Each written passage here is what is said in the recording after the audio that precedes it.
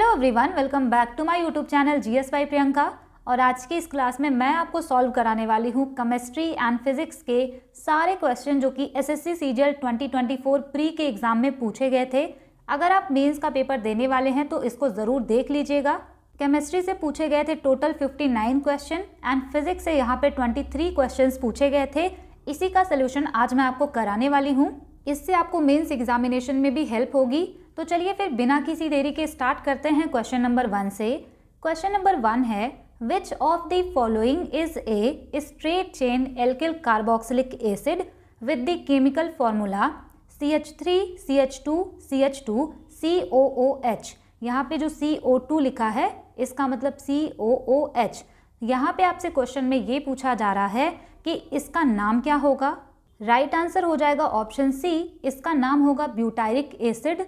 ये वाला क्वेश्चन बहुत ज़्यादा इजी था क्योंकि यहाँ पे जो भी प्रीफिक्सेस है ना वो अलग अलग हैं, यानी कि अगर आप यहाँ पे कार्बन के नंबर्स काउंट कर लेंगे तब भी आप इसको आराम से कर सकते हैं। यहाँ पे 4 कार्बन्स हैं और उसके लिए हम ब्यूट का यूज़ करते हैं, तो ये ब्यूटायरिक एसिड होगा। यहाँ पे आपको कार्बोहाइड्रेट्स के रिगार्डिंग कुछ चीज़ें याद रखनी हैं क्योंकि मेंस के एग्जाम में स्टेटमेंट बेस्ड इससे क्वेश्चन पूछा गया था। इसके 3 टाइप्स होते हैं, मोनोसैकेराइड्स, डाइसैकेराइड्स एंड पॉलीसैकेराइड। अब यहाँ पे जो मोनोसैकेराइड है ये सिंगल यूनिट ऑफ शुगर होते हैं। डाइसैकेराइड जो होते हैं ये 2 शुगर मॉलिक्यूल से मिलकर बने होते हैं। पॉली का मतलब होता है बहुत सारे, तो पॉलीसैकेराइड जो होते हैं वो चेन ऑफ मेनी शुगर्स होते हैं, यानी कि बहुत सारे शुगर के ये चेन होते हैं। अब इसके बाद मैंने यहाँ पे इसका एग्जाम्पल भी लिखा हुआ है। मोनोसैकेराइड का एग्जाम्पल है ग्लूकोज, गैलेक्टोज एंड फ्रक्टोज। अब ये जो ग्लूकोज है ये सिंपलेस्ट शुगर होता है। गैलेक्टोज अगर आपसे पूछा जाए कि कहाँ पर देखने को मिलता है तो मिल्क में, और अगर आपसे पूछा जाए कि फ्रूट्स जो होते हैं यानी कि फल वो स्वीट होते हैं नेचुरली, तो किसकी वजह से, तो फ्रक्टोज उसमें पाया जाता है, इसी वजह से फ्रूट जो होते हैं स्वीट होते हैं। यहाँ पे जो डाइसैकेराइड है इसका एग्जाम्पल है लैक्टोज, सुक्रोज एंड माल्टोज। अब ये जो लैक्टोज है ये मिल्क में देखने को मिलेगा। सुक्रोज ये जो होता है ये टेबल शुगर होता है, यानी कि हम जो रोज़ चीनी कंज्यूम करते हैं ना वो होता है सुक्रोज। यहाँ पे मैंने आपको ये भी बताया कि जो डाइसैकेराइड्स होते हैं ये 2 शुगर मॉलिक्यूल से मिलके बने होते हैं। तो कौन से शुगर मॉलिक्यूल से ये बने होते हैं इसका नाम भी आपको याद रखना है।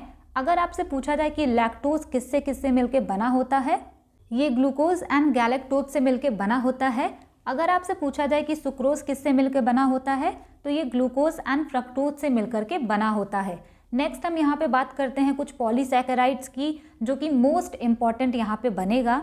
सबसे पहले यहाँ पे आप याद रखेंगे ग्लाइकोजन, ये पॉलीसैकेराइड्स का एग्जाम्पल है।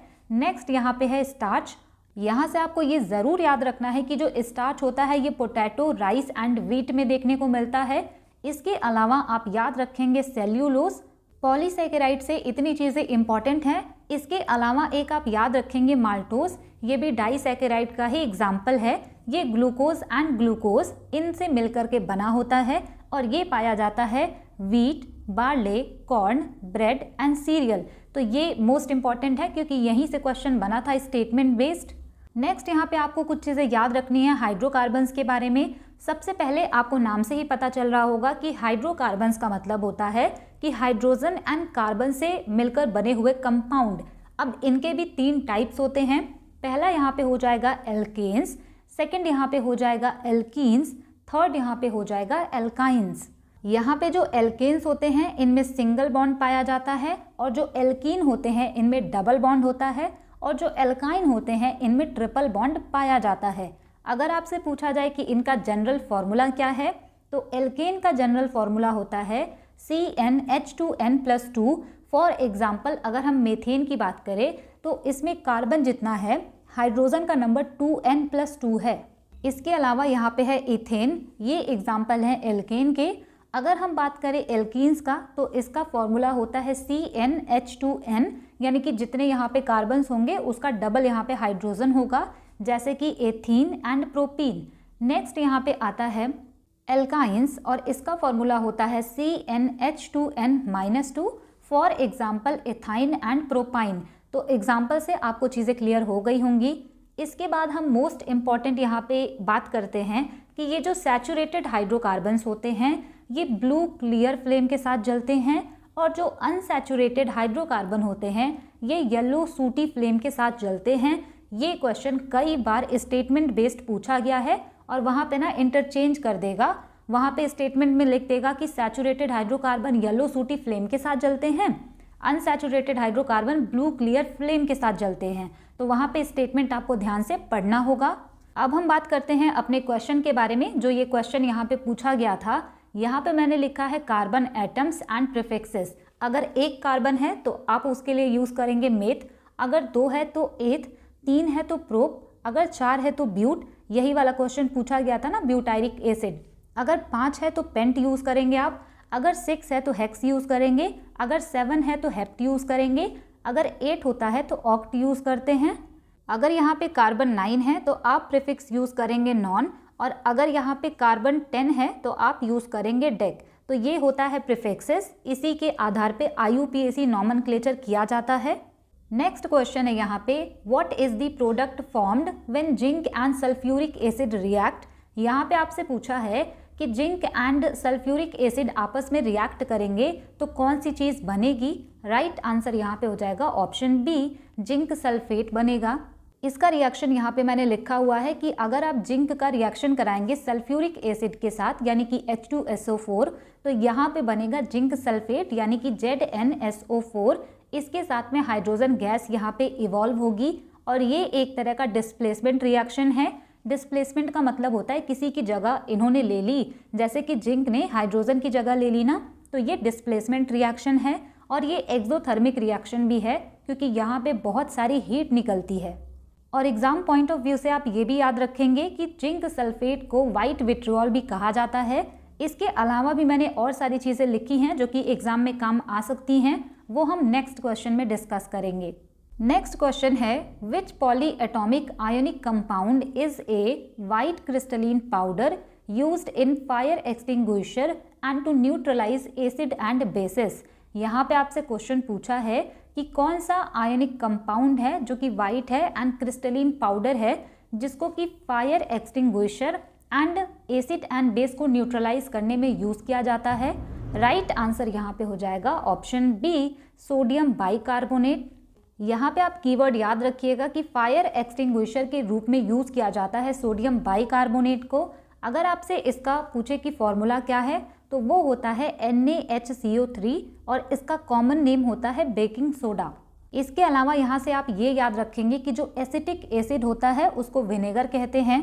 सोडियम कार्बोनेट जो होता है इसका कॉमन नेम होता है वॉशिंग सोडा और इसका फॉर्मूला होता है Na2CO3।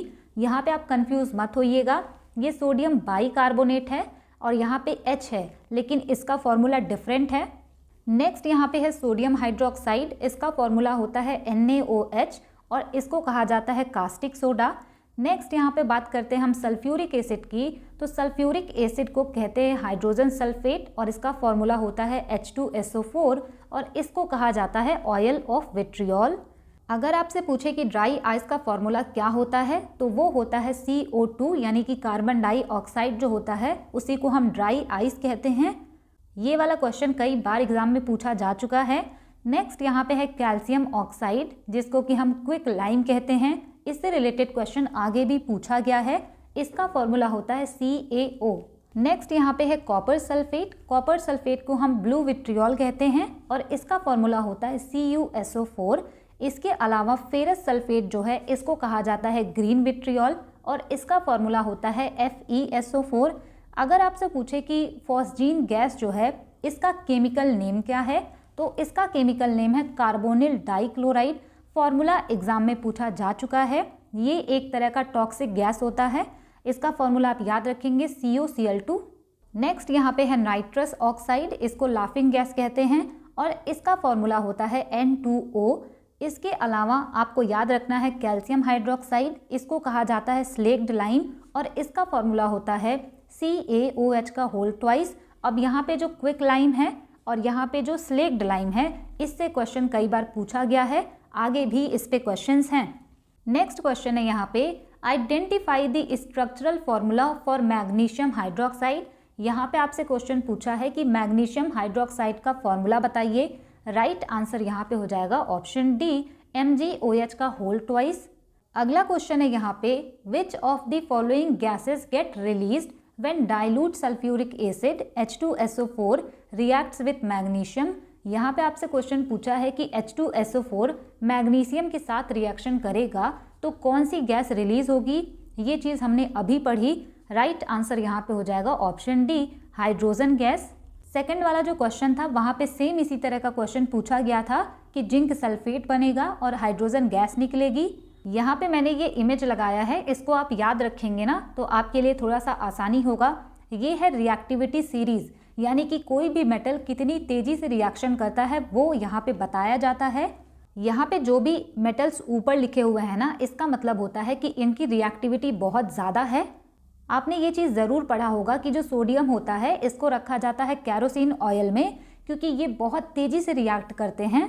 यहाँ पे जो भी मेटल्स ऊपर लिखे हुए हैं ना, उनकी रिएक्टिविटी बहुत ज़्यादा होती है, और अगर आप इनका रिएक्शन कराएंगे एसिड सोल्यूशन के साथ तो ये उसमें से जो भी मेटल्स होगा उसको रिप्लेस कर देंगे अगर ये उससे नीचे हैं। जैसे कि हमने पढ़ा कि जो जिंक है वो रिप्लेस कर देता है H2 को, क्योंकि हाइड्रोजन यहाँ पे है और ये जिंक से कम रिएक्टिव है। इसी वजह से जब सल्फ्यूरिक एसिड से जिंक का रिएक्शन करा रहे थे तो इसने जिंक को रिप्लेस कर दिया था और वहाँ पे बना था जिंक सल्फेट। तो ये जो रिएक्टिविटी सीरीज है इसी में हेल्प करती है।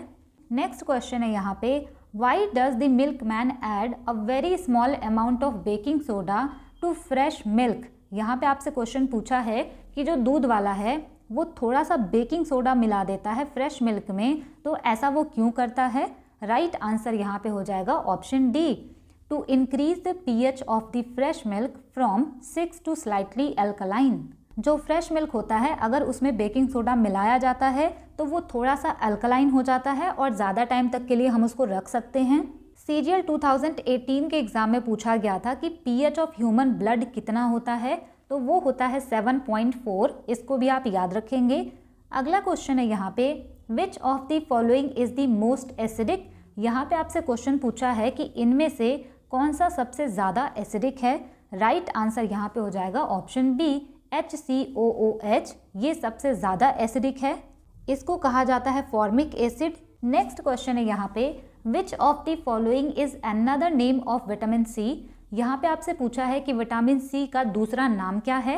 राइट आंसर यहाँ पे हो जाएगा ऑप्शन ए, एस्कॉर्बिक एसिड। और अगर विटामिन सी की डिफिशियंसी होती है तो स्कर्वी हो जाता है। यहाँ पे विटामिन की बात आ ही गई है तो आप यहाँ से कुछ इंपॉर्टेंट चीज़ें याद रखिएगा, जैसे कि विटामिन की डिस्कवरी कैसिमिर फंक ने की थी 1912 में। और अगर आपसे पूछा जाए कि विटामिन कितने तरह के होते हैं तो 2 तरीके के विटामिन होते हैं। एक होते हैं फैट सॉल्युबल जो कि फैट में घुलते हैं, और एक होते हैं वाटर सॉल्युबल यानी कि जो पानी में घुलनशील होते हैं। फैट सॉल्युबल विटामिन होते हैं K, E, D, A, और जो वाटर सॉल्युबल विटामिन होते हैं वो होते हैं विटामिन B एंड C। अब यहाँ पे जो विटामिन B है इसके बहुत सारे कॉम्प्लेक्सेस होते हैं, जैसे कि vitamin B1, B2, B3, B5, B6, B9, B12। ये सभी विटामिन बी की कॉम्प्लेक्सेस होते हैं। अगर आपसे पूछा जाए कि विटामिन ए का साइंटिफिक नेम क्या होगा तो उसका साइंटिफिक नेम होता है रेटिनॉल, और उसकी कमी से ज़ीरोफ्थैल्मिया हो जाता है। अगर आपसे पूछे कि विटामिन B1 का साइंटिफिक नेम क्या है तो उसका साइंटिफिक नेम होता है थायमिन, और उसकी कमी से बेरी डिजीज़ होता है। इसके अलावा आप याद रखेंगे कि विटामिन B3 की कमी से पेलाग्रा डिजीज़ होता है, मोस्ट इम्पॉर्टेंट। और यहाँ पे आपको ये भी याद रखना है कि विटामिन B12 की कमी से पर्नीशियस एनीमिया होता है। अगला क्वेश्चन है यहाँ पे, what is the gas evolved when zinc react with sulphuric acid. अब ये वाला क्वेश्चन देखिए 3rd टाइम यहाँ पे रिपीट हो रहा है कि जिंक जब रिएक्ट करेगा सल्फ्यूरिक एसिड के साथ तो कौन सी गैस निकलेगी। राइट आंसर यहाँ पे हो जाएगा ऑप्शन सी, हाइड्रोजन गैस। अगला क्वेश्चन है यहाँ पे, which essential amino acid enhances calcium absorption and also plays an important role in the formation of collagen। इस बार साइंस से थोड़े टफ क्वेश्चन पूछे गए थे। यहाँ पे आपसे पूछा है कि कौन सा अमीनो एसिड ऐसा है जो कि कैल्शियम एब्जॉर्ब करने में इम्पॉर्टेंट रोल प्ले करता है और कोलेजन के फॉर्मेशन में भी ये इम्पॉर्टेंट रोल प्ले करता है। राइट आंसर यहाँ पे हो जाएगा ऑप्शन बी, लाइसिन है। यहाँ से आप याद रखेंगे कि ये जो हिस्टाडीन है ये इम्पॉर्टेंट है ग्रोथ के लिए और जो डैमेज टिश्यू होते हैं उनको रिपेयर करने के लिए। ये वाला एग्जाम में पूछा गया था। नेक्स्ट क्वेश्चन है यहाँ पे, an organic reaction used to convert an aryl diazonium salt into an aryl halide using a copper halide catalyst is called. यहाँ पे आपसे क्वेश्चन पूछा है कि उस ऑर्गेनिक रिएक्शन का नाम क्या है जहाँ पे एरिल डायज़ोनियम सॉल्ट जो होता है उसको एरिल हाइलाइड में कन्वर्ट किया जाता है कॉपर हाइलाइड का यूज़ करके। तो उस कैटलिस्ट का नाम आपको बताना है। राइट आंसर यहाँ पे हो जाएगा ऑप्शन डी, ये होता है सैंडमेयर रिएक्शन। इस तरीके के इस बार बहुत ज़्यादा क्वेश्चन पूछे गए हैं और ये थोड़े टफ क्वेश्चन माने जा सकते हैं क्योंकि ये 12th लेवल के होते हैं। अगला क्वेश्चन है यहाँ पे, according to Mendeleev's periodic table which elements properties matched up remarkably well with eka silicon. यहाँ पे आपसे क्वेश्चन पूछा है कि मेंडलीव की पीरियोडिक टेबल के अकॉर्डिंग जो उन्होंने बोला था एका सिलिकॉन, वो कौन सी एलिमेंट के साथ उसकी प्रॉपर्टी मैच करती है। राइट आंसर यहाँ पे हो जाएगा ऑप्शन डी, जर्मेनियम के साथ। यहाँ से आप याद रखेंगे कि मेंडलीव ने कौन सा नाम दिया था और बाद में जब डिस्कवरी हुई तो वो कौन सा एलिमेंट निकला। जैसे कि एका एल्यूमिनियम है, इसको बाद में डिस्कवर किया गया तो ये गैलियम निकला। एका बोरान की बात करें तो ये है स्कैंडियम। एका सिलिकॉन जर्मेनियम। एका मैग्नीज आपसे पूछा जाए तो ये टेक्नीटियम होगा। बस आपको यहाँ से इतना याद रखना है। नेक्स्ट क्वेश्चन है, which acid is used as a souring agent added to vinegar, pickled vegetables and sauces and as a raw material for seasoning. यहाँ पे आपसे क्वेश्चन पूछा है कि कौन से एसिड का यूज़ करते हैं जो कि विनेगर में होता है, पिकल्ड वेजिटेबल्स में होता है, सॉसेस में होता है एंड सीजनिंग के लिए भी उसका हम इस्तेमाल करते हैं। राइट आंसर यहाँ पे हो जाएगा ऑप्शन सी, एसिटिक एसिड, और इसी को कहते हैं विनेगर। अगला क्वेश्चन है यहाँ पे, the type of reaction that is typically found when a material that is required for the reaction to proceed such as a surface or a catalyst is saturated by reactants is called a dash order reaction. यहाँ पे इस बार reaction का order भी पूछा गया था। यहाँ पे आपसे क्वेश्चन पूछा है कि उस तरह की अभिक्रिया को यानी कि रिएक्शन को हम क्या कहेंगे जिसमें कि जो कैटलिस्ट होते हैं वो सैचुरेटेड होते हैं रिएक्टेंट्स के द्वारा। राइट आंसर यहाँ पे हो जाएगा ऑप्शन बी, उसको कहा जाता है zero order reaction. Zero order जो रिएक्शन होता है इसमें रेट ऑफ रिएक्शन इंडिपेंडेंट होता है कॉन्सेंट्रेशन ऑफ रिएक्टेंट से। अगला क्वेश्चन है, which of the following gases plays an important role in welding titanium, aluminium, stainless steel and magnesium. ये क्वेश्चन प्रीवियस ईयर है, किसी एग्जाम में पूछा गया था। यहाँ पे आपसे क्वेश्चन पूछा है कि कौन सी गैस का यूज़ किया जाता है वेल्डिंग में। राइट आंसर यहाँ पे हो जाएगा ऑप्शन बी, आर्गन का यूज़ किया जाता है। नेक्स्ट क्वेश्चन है, when electricity is passed through water what kind of chemical reaction occurs. यहाँ पे कह रहे हैं कि अगर हम पानी से इलेक्ट्रिसिटी पास करेंगे तो किस तरह का केमिकल रिएक्शन होगा। राइट आंसर यहाँ पे हो जाएगा ऑप्शन डी, ये होता है डीकम्पोजिशन रिएक्शन, क्योंकि वाटर के मॉलिक्यूल वहाँ पे ब्रेक हो जाएंगे हाइड्रोजन एंड ऑक्सीजन में, और इसी को कहा जाता है electrolysis of water. Next question है, who developed the theory of combustion as a chemical reaction with oxygen in 18th century that excluded phlogiston theory। यहाँ पे आपसे पूछा है कि थ्योरी ऑफ कंबस्शन को किसने डेवलप किया था, और ये एक तरह का केमिकल रिएक्शन होता है ऑक्सीजन के साथ, और इस थ्योरी के आने के बाद जो फ्लॉगिस्टॉन थ्योरी थी इसको एक्सक्लूड कर दिया गया था। राइट आंसर यहाँ पे हो जाएगा ऑप्शन ए, एंटोनी लैवोशियर। यहाँ पे जो फ्लॉगिस्टॉन थ्योरी लिखा हुआ है इसमें ये माना जाता था पहले कि कोई भी चीज़ अगर जल रही है तो उसमें फ्लॉगिस्टॉन नाम का एक सब्सटेंस होता है, और जब वो चीज़ जलाई जाती है तो ये सब्सटेंस वहाँ से बाहर निकल जाता है। लेकिन जब थ्योरी ऑफ कंबस्शन दिया एंटोनी लैवोशियर ने, तब जाके इस वाली थ्योरी को एक्सक्लूड कर दिया गया। अगला क्वेश्चन है यहाँ पे, Ernst Rutherford used about dash thick gold foil for alpha scattering experiment. यहाँ पे आपसे पूछा है कि अर्न्स्ट रदरफोर्ड ने जो अल्फा एक्सपेरिमेंट किया था उसमें जो गोल्ड फॉइल उन्होंने ली थी वो कितनी थिक थी यानी कितनी मोटी थी। राइट आंसर यहाँ पे हो जाएगा ऑप्शन सी, 1000 एटम्स जितनी वो मोटी थी। ये जो अल्फा स्कैटरिंग एक्सपेरिमेंट था ये बहुत ही इम्पॉर्टेंट था क्योंकि इसी की वजह से न्यूक्लियस की डिस्कवरी हुई थी, और इसमें इन्होंने क्या किया था कि जो डबली चार्ज हीलियम आयन है उसका यूज़ किया था, उसी को बोला था अल्फा पार्टिकल। नेक्स्ट क्वेश्चन है calculate the oxidation number of sulphur in H2S2O7। अब ये जो H2S2O7 है इसको ओलियम कहा जाता है। इस बार इन्होंने ऑक्सीडेशन नंबर निकालने को भी पूछा था।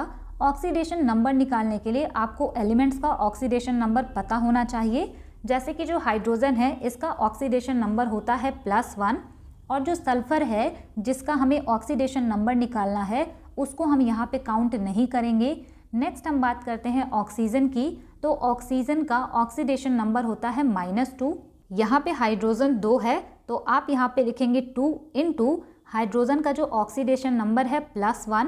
इसके बाद आप प्लस करेंगे, सल्फर यहाँ पे 2 है तो आप 2 लिखेंगे, इनटू आप करेंगे x, क्योंकि जिसका ऑक्सीडेशन नंबर निकालना होता है उसका यहाँ पे हम ऑक्सीडेशन नंबर नहीं लिखते।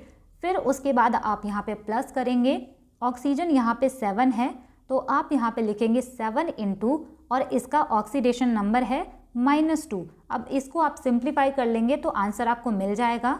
यहाँ पे हो जाएगा 2 + 2x - 14 और इसको जब आप सॉल्व करेंगे तो आंसर यहाँ पे आएगा 6। तो ये हो गया सल्फर का ऑक्सीडेशन नंबर ओलियम में। नेक्स्ट क्वेश्चन है यहाँ पे the chemical formula of glucose is C6H12O6। The wait percentage of carbon in glucose is. यहाँ पे आपसे कह रहे हैं कि ग्लूकोज का जो केमिकल फॉर्मूला है वो होता है C6H12O6 और इसमें कार्बन का वेट परसेंट कितना है। इस तरीके का क्वेश्चन करने के लिए आपको सबसे पहले मोलर या फिर मॉलिक्यूलर मास निकालना पड़ता है। यहाँ पे कार्बन 6 है, हाइड्रोजन 12 है एंड ऑक्सीजन 6 है। तो सबसे पहले आप क्या करेंगे, कार्बन 6 है तो आप लिखेंगे 6 × कार्बन का मास होता है 12 प्लस 12 × 1, क्योंकि हाइड्रोजन का जो मास होता है वो 1 होता है, प्लस 6 यहाँ पे ऑक्सीजन है, इसके साथ में आप इसका जो मास होता है उसको लिखेंगे तो इसका हो जाएगा 16। इसको आप कैलकुलेट करेंगे तो 180 ग्राम पर मोल आएगा। ये हो गया मॉलिक्यूलर मास। इसमें आपसे पूछा है वेट परसेंट ऑफ कार्बन। तो सबसे पहले आपको ये टोटल जो मास है वो मिल गया और इसमें कार्बन कितना है 6 × 12 यानी कि 72 यहाँ पे हो जाएगा कार्बन अपॉन टोटल यहाँ पे 180 आएगा। परसेंटेज आपसे पूछा है तो 100 से मल्टीप्लाई करेंगे आप, राइट आंसर निकल करके आएगा 40%। तो इस तरीके से आप इसको भी कर सकते हैं। नेक्स्ट क्वेश्चन है which of the following is not A halogen gas. यहाँ पे आपसे पूछा है कि हैलोजन गैस नहीं है। राइट आंसर यहाँ पे हो जाएगा ऑप्शन ए, जो हीलियम है ये हैलोजन गैस नहीं है, क्योंकि जो हैलोजन गैस होते हैं ये ग्रुप 17 में आते हैं और ये जो हीलियम है ये ग्रुप 17 में नहीं आता। यहाँ पे आप एक चीज़ याद रखिएगा कि जो हाइड्रोजन है ये ग्रुप 1A में आता है, पर्टिकुलरली एग्जाम में ये पूछा गया है। नेक्स्ट क्वेश्चन यहाँ पे है which of the following chemical reactions takes place when quick lime react with water. अब यहाँ पे देखिए पूछा है कि क्विक लाइम जब वाटर के साथ रिएक्शन करेगा तो क्या बनेगा। यहाँ पे समझ लीजिए कि डबल क्वेश्चन है। सबसे पहले तो आपको आइडेंटिफाई करना पड़ेगा कि क्विक लाइम का फॉर्मूला क्या है, तो वो होता है CaO, यानी कि 2 जो यहाँ पे ऑप्शन है वो तो वैसे ही कट हो जाएंगे। राइट आंसर यहाँ पे हो जाएगा ऑप्शन बी। जब क्विक लाइम वाटर के साथ में रिएक्शन करता है तो कैल्शियम हाइड्रोक्साइड बनता है, मोस्ट इंपॉर्टेंट। इसके अलावा हीट भी जनरेट होती है। नेक्स्ट क्वेश्चन है for a chemical reaction with rise in temperature by 10 degree the rate constant becomes nearly. अब ये सारे क्वेश्चन टफ हैं और नए पूछे गए हैं। राइट आंसर यहाँ पे हो जाएगा ऑप्शन सी। जो भी केमिकल रिएक्शन है अगर उसका टेम्परेचर हम 10% इंक्रीज करेंगे तो उनका जो रेट कांस्टेंट है वो डबल हो जाता है। इसको आप डायरेक्ट याद रखिएगा। नेक्स्ट क्वेश्चन है यहाँ पे a chemical reaction in which the rate of reaction is directly proportional to the first power of the concentration of the reacting substance is called. यहाँ पे आपसे क्वेश्चन पूछा है कि अगर rate of reaction directly proportional है first power of the concentration of reacting substance के, तो वो कौन से ऑर्डर का केमिकल रिएक्शन होगा। तो ये फर्स्ट पावर के प्रोपोर्शनल है तो ये हो जाएगा first order reaction. Next question है which among the following is not a classification criterion of drugs. यहाँ पे कह रहे हैं कि ड्रग्स का जो क्लासिफिकेशन किया जाता है यानी जो मेडिसिन का क्लासिफिकेशन करते हैं उसमें कौन सा एक क्राइटेरिया नहीं है। राइट आंसर यहाँ पे हो जाएगा ऑप्शन ए, बिहेवियरल कंडीशन इसका कोई भी क्राइटेरिया नहीं है। इसके अलावा यहाँ पे जो ऑप्शन दिए हैं वो इसका क्राइटेरिया है। अगर हम बात करें केमिकल स्ट्रक्चर की, तो कोई भी मेडिसिन अगर हम क्लासीफाई कर रहे हैं तो जाहिर सी बात है उसका केमिकल स्ट्रक्चर वहाँ पे कंसीडर किया जाएगा, मॉलिक्यूलर टारगेट भी वहाँ पे कंसीडर किया जाता है, फार्माकोलॉजिकल इफेक्ट भी देखा जाता है। जैसे कि आपने कई बार सुना होगा कि जो एनाल्जेसिक होता है वो दर्द के लिए होता है, यानी कि पेन किलर टाइप्स होता है, तो ये होता है उनका फार्माकोलॉजिकल इफेक्ट, यानी कि कोई भी मेडिसिन वो पेन के लिए है या फिर कोई एंटीसेप्टिक है जो कि बैक्टीरिया वगैरह के लिए है, तो ये फार्माकोलॉजिकल इफेक्ट होता है। और जब मेडिसिन का क्लासिफिकेशन होता है तो इसको भी वहाँ पे कंसीडर किया जाता है। अगला क्वेश्चन है यहाँ पे, name the straight chain alkane having chemical formula C9H20 which is used as a research chemical and in making biodegradable detergents। यहाँ पे आपसे सीधा पूछा है कि C9H20 का नाम क्या होगा। राइट आंसर यहाँ पे हो जाएगा ऑप्शन सी, नोनेन होगा, क्योंकि C9 का जो प्रीफिक्स होता है ये हमने डिस्कस किया है। अगला क्वेश्चन है यहाँ पे, transition elements are the elements that are found in the group 3 to 12 of the modern periodic table, they constitute the. यहाँ पे आपसे क्वेश्चन पूछा है कि जो ग्रुप 3 से लेके ग्रुप 12 तक के जो एलिमेंट्स आते हैं वो होते हैं ट्रांजिशन एलिमेंट, तो ये कौन से ब्लॉक में आते हैं। राइट आंसर यहाँ पे हो जाएगा ऑप्शन ए, डी ब्लॉक के जो एलिमेंट्स होते हैं, यानी कि ग्रुप 3 से लेके ग्रुप 12 तक वो होते हैं ट्रांजिशन एलिमेंट्स। यहाँ पे आप ये याद रख सकते हैं कि जो फर्स्ट ग्रुप के एलिमेंट्स होते हैं उनको कहा जाता है एल्कली मेटल्स, सेकेंड ग्रुप के जो एलिमेंट्स होते हैं उनको कहा जाता है alkaline earth metals, 15th group के एलिमेंट को कहा जाता है पिंकटोजन या फिर नाइट्रोजन फैमिली, 16th ग्रुप के एलिमेंट को चैल्कोजन या फिर ऑक्सीजन ग्रुप कहा जाता है, 17th ग्रुप को कहा जाता है हैलोजन ग्रुप, और जो 18th ग्रुप होता है उसको कहा जाता है नोबल गैसेस। अगर आपसे पूछे कि मॉडर्न पीरियोडिक टेबल किसने दिया था, तो इसको दिया था हेनरी मोज़ले ने 1913 में। नेक्स्ट क्वेश्चन है, to which group do the alkaline earth metals such as radium, barium and strontium belong. यहाँ पे आपसे पूछा है कि कौन से ग्रुप से एल्कलाइन अर्थ मेटल बिलोंग करते हैं, जैसे कि रेडियम, बेरियम एंड स्ट्रोंटियम।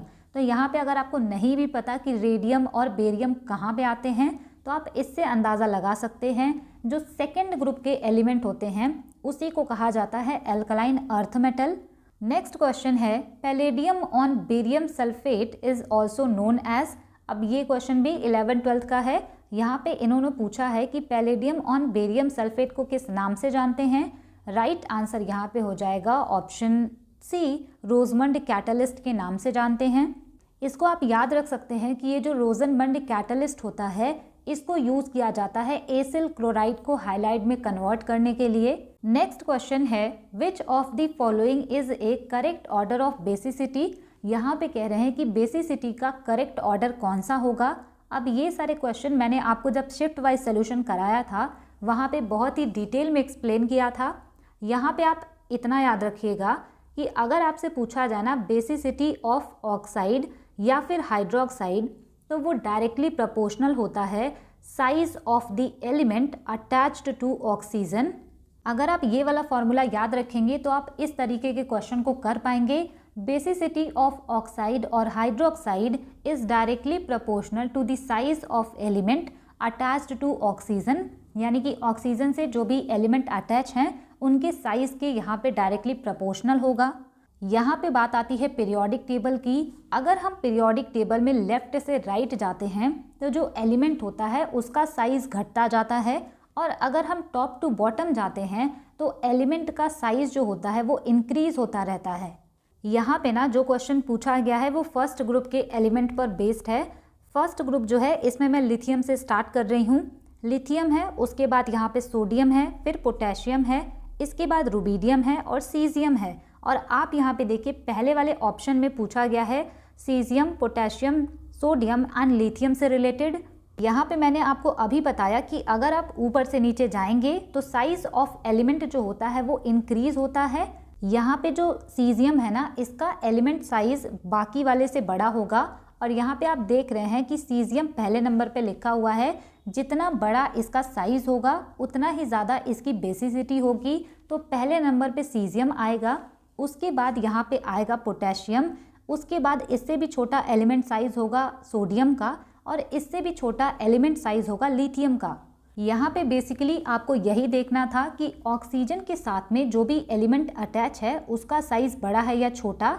तो अगर सीजियम का साइज सबसे ज़्यादा बड़ा है यानी कि उसका जो हाइड्रोक्साइड होगा उसकी बेसिसिटी सबसे ज़्यादा होगी।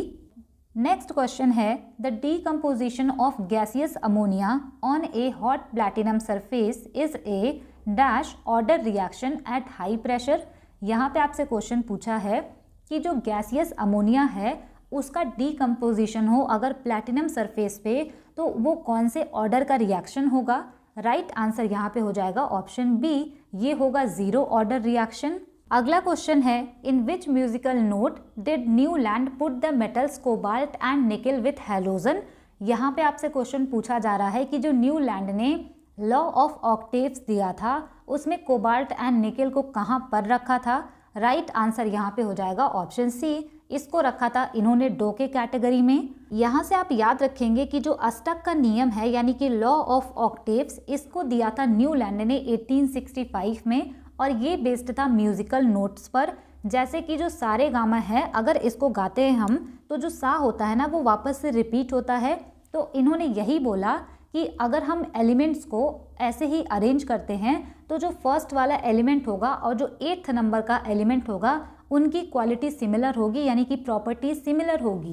क्वेश्चन आपसे यही पूछा गया था कि जो सा है जिसको कि डो कहते हैं, इसके अंतर्गत इन्होंने रखा था कोबाल्ट एंड निकल को, और यहाँ पे हैलोजेंस भी हैं। इसके अलावा यहाँ पे हाइड्रोजन भी है। अगर हम बात करें रे की तो इसमें इन्होंने रखा था lithium, sodium, potassium, copper, rubidium. इसको आप एक बार देख लीजिएगा। नेक्स्ट क्वेश्चन है which of the following is not A green house gas. यहाँ पे आपसे पूछा है कि कौन सा ग्रीन हाउस गैस नहीं है।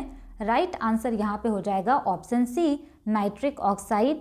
यहाँ से आप याद रखेंगे कि जो ओजोन है कार्बन डाइऑक्साइड है, नाइट्रस ऑक्साइड है, methane, chlorofluorocarbon, carbon monoxide and sulphur dioxide, ये सभी ग्रीन हाउस गैसेज हैं। ये जो नाइट्रिक ऑक्साइड है ये ग्रीन हाउस गैस नहीं है और इसका फॉर्मूला होता है NO। नेक्स्ट क्वेश्चन है which gas is evolved when iron and water react. यहाँ पे कहने कि जब आयरन एंड वाटर आपस में रिएक्शन करते हैं तो कौन सी गैस यहाँ पे रिलीज होती है। राइट आंसर यहाँ पे हो जाएगा ऑप्शन ए, हाइड्रोजन। नेक्स्ट क्वेश्चन है यहाँ पे which of the following decomposition reactions is not A redox reaction. यहाँ पे आपसे पूछा है कि कौन सा डीकम्पोजिशन रिएक्शन ऐसा है जो कि रेडॉक्स रिएक्शन नहीं है। राइट आंसर यहाँ पे हो जाएगा option D, decomposition of calcium carbonate जो है ये रेडॉक्स रिएक्शन नहीं है।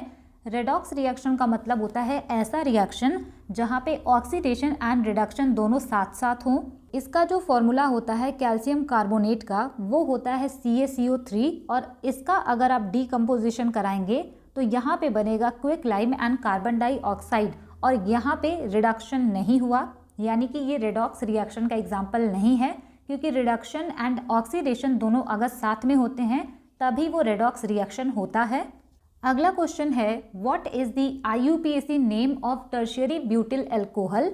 यहाँ पे आपसे पूछा है कि टर्शियरी ब्यूटिल अल्कोहल का क्या IUPAC नाम होगा। राइट आंसर यहाँ पे हो जाएगा option A, two methyl propane two ol. Next question है which allotrope of carbon was discovered by Robert F Curl, Harold W Kroto and Richard E Smalley in 1985। यहाँ से आपसे क्वेश्चन पूछा जा रहा है कि कार्बन का कौन सा अपर रूप था जो कि 1985 में डिस्कवर किया गया था इन तीनों के द्वारा। राइट आंसर यहाँ पे हो जाएगा ऑप्शन ए, फुलरीन को डिस्कवर किया गया था, और इसका फॉर्मूला है C60 और ये होता है फुटबॉल शेप का। कई बार इससे क्वेश्चन पूछा गया है। अगला क्वेश्चन है identify A mono atomic molecule. यहाँ पे आपसे पूछा है कि मोनो एटॉमिक मॉलिक्यूल यहाँ पे आपको पहचानना है। राइट आंसर यहाँ पे हो जाएगा ऑप्शन ए, हीलियम जो होता है ये मोनो एटॉमिक मॉलिक्यूल होता है। और अगर हम बात करें क्लोरीन की तो ये डाई एटॉमिक है, क्योंकि आप जब भी क्लोरीन लिखते हैं तो सिंपल हम Cl नहीं लिखते, हम लिखते हैं Cl2, यानी कि इसके 2 एटम मिलकर के बना रहे हैं इसका एक मॉलिक्यूल। सेम यही है ऑक्सीजन के साथ भी, तो यहाँ पे जो हीलियम है वो इसका राइट आंसर बनेगा। नेक्स्ट क्वेश्चन है which of the following is a saturated hydrocarbon. अब यहाँ पे आपसे पूछा है कि सैचुरेटेड हाइड्रोकार्बन कौन से हैं। अब ये क्वेश्चन अगर आप पहली बार देखेंगे तो आपको बहुत ज़्यादा टफ लगेगा, लेकिन ये क्वेश्चन बहुत सिंपल है। मैंने आपको बताया एल्केन, एल्कीन, एल्काइन के बारे में, और मैंने आपको वहीं पर बताया था कि जो एल्केन होते हैं जहाँ पे सिंगल बॉन्ड होता है वो सैचुरेटेड हाइड्रोकार्बन होते हैं और इनका जनरल फॉर्मूला होता है CnH2n+2। अगर हम बात करें एल्कीन और एल्काइन की तो उनमें डबल एंड ट्रिपल बॉन्ड पाया जाता है जो कि अनसैचुरेटेड हाइड्रोकार्बन होते हैं। अब इस फॉर्मूले में आप इसको फिट करके देख सकते हैं। राइट आंसर यहाँ पे हो जाएगा ऑप्शन डी और इसका नाम हो जाएगा प्रोपेन। अगला क्वेश्चन है how many carbon dioxide and water molecules will be there in the product side if the following equation is made balanced. यहाँ पे आपसे क्वेश्चन पूछा है कि कार्बन डाइऑक्साइड एंड वाटर के कितने मॉलिक्यूल होंगे प्रोडक्ट साइड में अगर इसको हम बैलेंस करें। तो यहाँ पे आप क्वेश्चन बहुत ध्यान से पढ़िएगा कि प्रोडक्ट साइड में carbon dioxide and water molecule का आपसे पूछा गया है। इक्वेशन बैलेंस करने का मतलब है जितना कार्बन, हाइड्रोजन, ऑक्सीजन इधर है सेम इधर भी होना चाहिए। फॉर एग्जाम्पल हम बात करते हैं हाइड्रोजन की, तो 5 हाइड्रोजन यहाँ पर है और एक यहाँ पर है। इस साइड में टोटल 6 हाइड्रोजन हैं और अगर हम बात करें इस साइड की तो यहाँ पे केवल 2 हाइड्रोजन है। तो इसको बराबर करने के लिए आप क्या करेंगे, 3 से मल्टीप्लाई करेंगे, यानी कि H2O के सामने आप 3 लगा देंगे तो हाइड्रोजन यहाँ पे हो जाएगा 6, लेकिन यहाँ पे डिसबैलेंस हो जाएगा ऑक्सीजन। यहाँ पे हाइड्रोजन बैलेंस हो गया लेकिन ऑक्सीजन का यहाँ पे डिसबैलेंस हो गया, क्योंकि अगर आप इस साइड में देखेंगे तो ऑक्सीजन 2 यहाँ पर है और ऑक्सीजन यहाँ पे 3 हो गया क्योंकि हमने इसके आगे 3 लिखा, तो 3 और 2 यानी कि 5 यहाँ पे हो गए ऑक्सीजन। लेकिन अगर आप इस साइड में देखेंगे तो 2 ऑक्सीजन यहाँ पे और 1 ऑक्सीजन यहाँ पे, यानी कि यहाँ पे हुए 3 ऑक्सीजन और इस साइड में हो गए 5 ऑक्सीजन। राइट आंसर यहाँ पे हो जाएगा ऑप्शन बी। जब आप हाइड्रोजन को बैलेंस करेंगे और यहाँ पे लिखेंगे 3H2O तो वाटर के 3 मॉलिक्यूल होंगे और यहाँ पे वही लिखा हुआ है। एग्जाम में क्वेश्चन ध्यान से पढ़िएगा, पहले कार्बन डाइऑक्साइड है फिर वाटर मॉलिक्यूल, तो ये 3 यहाँ पे आएगा। अदरवाइज अगर आप ध्यान से नहीं पढ़ेंगे तो आप ये वाला भी मार्क कर देंगे जो कि गलत है। नेक्स्ट क्वेश्चन है the cause of A redox reaction is the. यहाँ पे आपसे पूछा है कि रेडॉक्स रिएक्शन का क्या रीजन है। राइट आंसर हो जाएगा option A, transfer of electron between 2 reactants. इसी की वजह से रेडॉक्स रिएक्शन होता है। अगला क्वेश्चन है which of the following elements is a metalloid. यहाँ पे आपसे पूछा है कि कौन सा एलिमेंट इसमें से मेटलॉयड है। अब जब भी आप पीरियोडिक टेबल पढ़ते होंगे तो उसमें जो एलिमेंट्स होते हैं वो या तो मेटल होते हैं या फिर नॉन मेटल होते हैं, लेकिन अगर दोनों प्रॉपर्टी शो कर रहे हैं तो वो आते हैं मेटलॉयड की कैटेगरी में। हिंदी में इसको उपधातु कहते हैं। इनके नंबर्स लिमिटेड हैं। राइट आंसर यहाँ पे हो जाएगा ऑप्शन बी। ये जो सिलिकॉन है ये मेटलॉयड है और यहाँ पे मैंने इमेज भी लगा रखा है। अगर आप थोड़ा सा भी याद रखेंगे जैसे कि boron, silicon, germanium, arsenic, antimony and tellurium, तो ये सारे मेटलॉयड हैं। मेटलॉयड वाले क्वेश्चन इजी होते हैं और कई बार एग्जाम में पूछे जाते हैं। नेक्स्ट क्वेश्चन है which cell organelle is defined as the small round organelle that undergoes oxidation reaction to produce hydrogen peroxide. यहाँ पे आपसे क्वेश्चन पूछा है कि कौन सा कोशिकांग होता है जो कि राउंड शेप का होता है और वो ऑक्सीडेशन रिएक्शन करता है। राइट आंसर यहाँ पे हो जाएगा ऑप्शन बी। जब भी आपसे ऑक्सीजन के बारे में पूछे सेल के रिगार्डिंग तो आप पेरोक्सीसोम आंसर मार्क करेंगे। अगला क्वेश्चन है AU is the symbol for which of the following elements. ये बहुत ही बेसिक क्वेश्चन है और कई बार एग्जाम में रिपीटेड है। AU जो है ये गोल्ड का सिंबल होता है। अगला क्वेश्चन है Grignard Regent is represented as. अब ये सारे क्वेश्चन भी 12th लेवल के ही हैं। यहाँ पे आपसे पूछा है कि ग्रिग्नार्ड रेजेंट को हम कैसे रिप्रेजेंट करते हैं। राइट आंसर यहाँ पे हो जाएगा ऑप्शन बी, CH3MgCl और इसका जो जनरलाइज फॉर्मूला होता है वो होता है RMgX।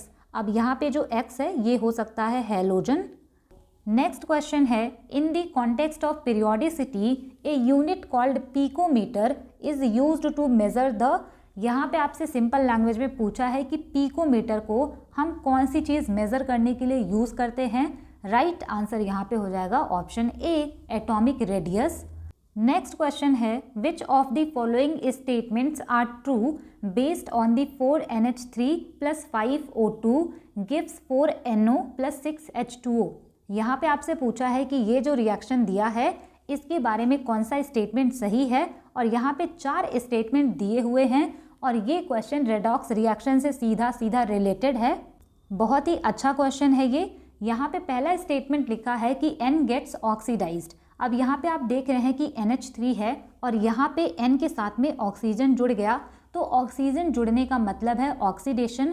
पहला वाला स्टेटमेंट यहाँ पे सही है कि जो N है वो ऑक्सीडाइज हो गया।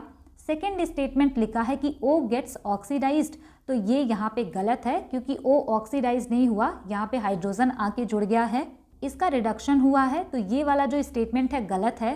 थर्ड स्टेटमेंट लिखा है N गेट्स रिड्यूस, तो ये भी गलत है क्योंकि N जो है यहाँ पे ऑक्सीजन आके जुड़ा है, तो ये ऑक्सीडाइज्ड हुआ है। फोर्थ स्टेटमेंट है O गेट्स रिड्यूस्ड, यानी कि जो ऑक्सीजन है इसका रिडक्शन हुआ है और यहाँ पे हाइड्रोजन आके जुड़ा है, तो ये बिल्कुल सही है। राइट आंसर यहाँ पे हो जाएगा ऑप्शन सी, जो फर्स्ट स्टेटमेंट है एंड फोर्थ वाला, ये दोनों सही है। और ये रेडॉक्स रिएक्शन का बहुत ही अच्छा वाला एग्जाम्पल है। यहाँ पे ऑक्सीडेशन भी हो रहा है यानी कि ऑक्सीजन जुड़ रहा है, रिडक्शन भी हो रहा है यानी कि हाइड्रोजन आके यहाँ पे ऐड हो रहा है, अगर सिंपल लैंग्वेज में कहे तो। Next question, which organic chemist are known for observing the peroxide effect in adding resin to unsaturated compounds in 1993। इसको आप याद रखिएगा कि पेरोक्साइड इफेक्ट को 1933 में कौन से केमिस्ट ने ऑब्जर्व किया था। राइट आंसर यहाँ पे हो जाएगा ऑप्शन ए, मोरिस और मायो ने। अगला क्वेश्चन है, as per Mendeleev's prediction atomic mass of eka aluminium was. यहाँ पे आपसे पूछा है कि मेंडलीव की प्रेडिक्शन के अकॉर्डिंग जो एका एल्यूमिनियम है उसका एटॉमिक मास कितना है। राइट आंसर यहाँ पे हो जाएगा option D, 68। Next question, in Newlands octaves the properties of lithium and dash were found to be the same. अब यहाँ पे देखिए, अगर आपको वो वाला चार्ट याद है सारे गामा वाला, जिसमें कि ये जो सेकंड वाला था री के अंतर्गत, यहाँ पे लिखा था लिथियम, सोडियम, पोटेशियम, तो वो वाला जो इमेज है ना उसको आप ज़रूर अच्छे से ध्यान में रखिएगा। यहाँ पे क्वेश्चन में पूछा गया है कि न्यूलैंड के ऑक्टेव रूल के हिसाब से लिथियम का जो प्रॉपर्टी है वो किसके साथ मैच करेगा, तो इस वाले बॉक्स में जो एलिमेंट हैं उनकी प्रॉपर्टी सेम होगी। राइट आंसर यहाँ पे हो जाएगा option B, sodium. Next question, when you take lead nitrate powder in a boiling tube and heat it you will observe the emission of brown fumes that are off. यहाँ पे आपसे question पूछा है कि अगर आप लेड नाइट्रेट पाउडर को यानी कि PbNO3 का होल ट्वाइस, इसको अगर आप लेंगे और गर्म करेंगे तो क्या होगा, तो यहाँ पे बनेगा लेड मोनोऑक्साइड प्लस यहाँ पे होगा NO2 प्लस यहाँ पे रिलीज होगा ऑक्सीजन, और इसको हम अगर बैलेंस करेंगे तो यहाँ पे लिखेंगे 2 और यहाँ पे आपसे वही क्वेश्चन पूछा है कि लेड नाइट्रेट पाउडर को अगर हम बॉइलिंग ट्यूब में हीट करेंगे तो जो ब्राउन फ्यूम निकलेगा वो क्या होगा। राइट आंसर यहाँ पे हो जाएगा ऑप्शन ए, नाइट्रोजन डाइऑक्साइड, और ये क्वेश्चन CDS के एग्जाम में पूछा गया था 2021 में। नेक्स्ट क्वेश्चन है, which of the following statements is incorrect regarding water remaining colder in an earthen pot. यहाँ पे आपसे क्वेश्चन पूछा है कि जो मटका होता है उसमें पानी ज़्यादा समय तक के लिए ठंडा होता है, इसके बारे में कौन सा स्टेटमेंट इनकरेक्ट है। पहला स्टेटमेंट लिखा है the water oozes out through the pores in an earthen pot. यहाँ पे कह रहे हैं कि पानी ऐसे इसमें थोड़ा सा बाहर निकला होता है पोर्स के द्वारा, तो ये स्टेटमेंट सही है। नेक्स्ट वाला यहाँ पे स्टेटमेंट है, environmental water vapour इंटर्स the pot through pores. यहाँ पे कह रहे हैं कि जो इन्वायरमेंट का जो आसपास का वाटर वेपर होता है वो पोर्स के द्वारा इसमें चला जाता है, तो यही राइट आंसर हो जाएगा क्योंकि ये इनकरेक्ट है, ऐसा नहीं होता है। यहाँ पे लिखा है कि अर्थन पॉट पोरस होता है, तो ये बिल्कुल सही है, और जो वाटर होता है ना इसके सरफेस पे वो इवेपोरेट होता रहता है, ये भी सही है। सेकंड वाला स्टेटमेंट यहाँ पे गलत है। अगला क्वेश्चन है, what was Antoine Laurent Lavoisier's most important contribution to chemistry in 1789। यहाँ पे कह रहे कि एंटनी लैवोशियर का कौन सा बहुत ही इम्पॉर्टेंट योगदान था केमिस्ट्री में जो कि 1789 में इन्होंने किया था। राइट आंसर यहाँ पे हो जाएगा option D, law of conservation of mass इन्होंने दिया था केमिस्ट्री में। यहाँ पे इन्होंने बोला था कि जो भी मास है किसी भी रिएक्शन के टाइम में वो कंजर्व रहता है। नेक्स्ट क्वेश्चन है, find out why silver chloride turns grey in sunlight. यहाँ पे कह रहे हैं कि पता लगाइए कि सिल्वर क्लोराइड जो होता है ये सनलाइट में ग्रे कलर का क्यों हो जाता है। राइट आंसर यहाँ पे हो जाएगा option A, due to the decomposition of silver chloride into silver and chlorine. यहाँ पे होता क्या है, जब सिल्वर क्लोराइड को सनलाइट में रखा जाता है तो ये डीकम्पोज हो जाता है सिल्वर एंड क्लोरीन में, और ये जो सिल्वर होता है ये आसपास की एयर का जो ऑक्सीजन होता है उससे रिएक्ट करके सिल्वर ऑक्साइड बना लेता है, और ये सिल्वर ऑक्साइड ग्रे कलर का होता है। इसी वजह से सिल्वर क्लोराइड अगर हम सनलाइट में रखते हैं तो वो हमें ग्रे दिखाई देता है। बेसिकली ये सिल्वर ऑक्साइड बना लेता है इसी वजह से। नेक्स्ट क्वेश्चन है, when haloalkanes and aryl and vinyl halide react with magnesium metal they yield which reagent. यहाँ पे कह रहे हैं कि haloalkane, aryl and vinyl halide जब मैग्नीशियम मेटल के साथ में रिएक्शन करते हैं तो कौन सा रेजेंट बनता है। राइट आंसर यहाँ पे हो जाएगा ऑप्शन ए, यहाँ पे बनता है हिंसबर्ग रेजेंट। नेक्स्ट क्वेश्चन है, which of the following gases emits red light when electricity is passed through it. यहाँ पे कह रहे हैं कि रेड लाइट कौन सा गैस इमिट करेगा अगर हम इलेक्ट्रिसिटी पास करें तो। राइट आंसर यहाँ पे होगा ऑप्शन बी। अब ये जो क्वेश्चन है पहले CAPF में पूछा गया था और उसके बाद इसमें पूछा गया है। यहाँ से आप ये भी याद रखेंगे कि अगर आर्गन से हम लोग इलेक्ट्रिसिटी पास कराएं तो वायलेट कलर का लाइट यहाँ पे निकलेगा, और यहाँ से आप ये भी याद रख सकते हैं कि जेनॉन से अगर इलेक्ट्रिसिटी पास कराई जाएगी तो ब्लू कलर की लाइट इमिट होगी। नेक्स्ट क्वेश्चन है, which of the following is not a physical change. यहाँ पे आपसे पूछा है कि फिजिकल चेंज कौन सा नहीं है। राइट आंसर यहाँ पे हो जाएगा ऑप्शन सी, कर्डिंग ऑफ मिल्क। ये जो दूध का दही बनता है ना, ये फिजिकल चेंज नहीं होता, ये केमिकल चेंज होता है। अगला क्वेश्चन है, who reconciled Dalton's atomic hypothesis with Gay Lussac's result on the combination of volumes in 1811। यहाँ पे बेसिकली आपसे क्वेश्चन ये पूछा गया है कि डाल्टन ने जो एटॉमिक हाइपोथेसिस दिया था उसको सहमति जताई थी या फिर प्रूफ किया था गैलुसेक्स रिजल्ट के द्वारा 1811 में, तो किसने ये किया था। राइट आंसर हो जाएगा ऑप्शन डी, अमेदेओ अवोगाद्रो ने। यहाँ पे ये केमिस्ट्री का लास्ट क्वेश्चन है, लेकिन मैं सोच रही थी कि आपको फिजिक्स का भी इसी में सोल्यूशन करा दूँ, पर ये 23 क्वेश्चन जो हैं इसमें बहुत सारे डिटेल भी मुझे आपको बतानी है, तो अगर इस वीडियो में हम करते हैं तो वीडियो बहुत लंबी हो जाएगी, इस वजह से उसको हम नेक्स्ट वाली वीडियो में करेंगे।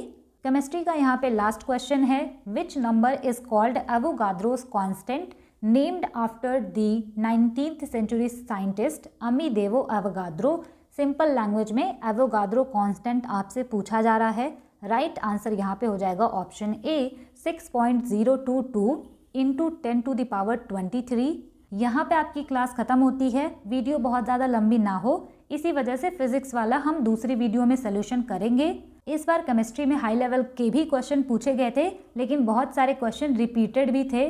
आपको ये क्लास कैसी लगी मुझे कमेंट सेक्शन में ज़रूर बताइएगा, और अगर आपने वीडियो को लास्ट तक देखा है तो thanks for watching, stay tune, keep learning, keep working hard.